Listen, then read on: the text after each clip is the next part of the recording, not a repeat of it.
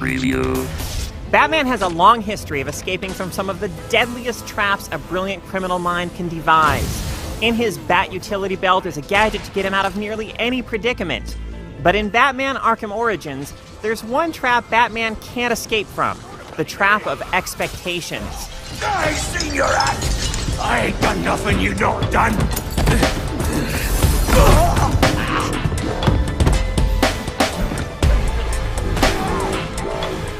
By now, there are two things that define action in the Arkham series: rhythmic, free-flow combat and stealthy predator rooms.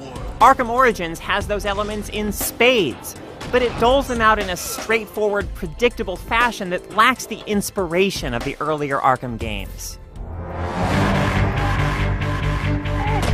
The most noteworthy difference between Arkham Origins and its predecessors is a significantly larger open world. But that larger world has little meaning when the things you're doing in it are the same things the smaller world of the previous game accommodated perfectly well. Grappling up to rooftops and gliding through the air still feel great, but they don't feel any better here just because you have more rooftops to leap from. It's bigger just for the sake of being bigger. Free-flow combat is unchanged from earlier Arkham games, aside from the fact that there are a few new enemy types in the mix, most notably a martial artist who has an attack you need to counter twice rather than once. The animations are still excellent, and getting into a rhythm where you're dishing out punishment while perfectly countering every enemy attack still feels good, but it also feels exactly the same as ever. Predator rooms are also more of what you'd expect them to be, no less and definitely no more. Of course, it's still satisfying to sneak up on a goon and take him down silently, or to be perched on a gargoyle, waiting for a clueless criminal to walk right under you so you can do an inverted takedown. But it's also starting to feel rote. By this point, the mechanics governing these systems have become apparent, the process of sneaking up on enemies or of countering attacks overly familiar. You and Batman and the game he's in are all just going through the motions. Arkham City built on Arkham Asylum by putting the mechanics in an exciting new context. Arkham Origins lifts them from City and puts them in the same context again.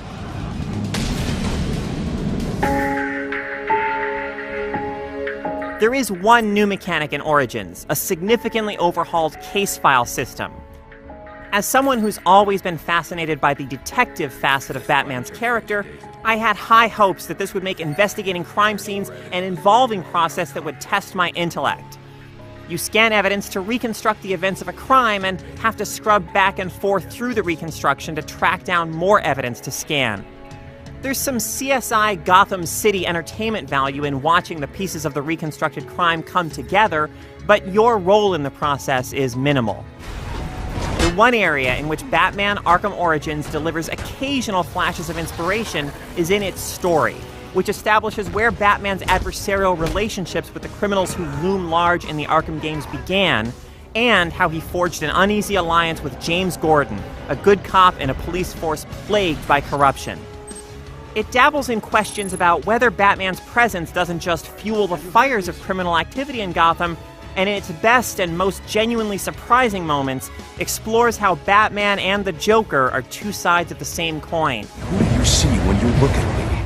As Batman, new voice actor Roger Craig Smith is a bit flat. I'm going to make you talk. But as the Joker, Troy Baker fills Mark Hamill's clown shoes admirably. There's nothing so cruel as memory.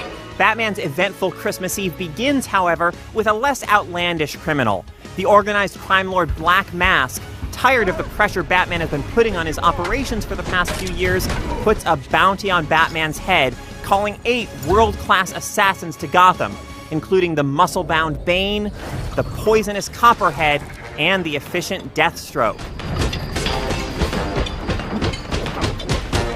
Boss fights with these and other characters have an elevated sense of drama because of the personalities involved, but mechanically they aren't much different from fights with other enemies.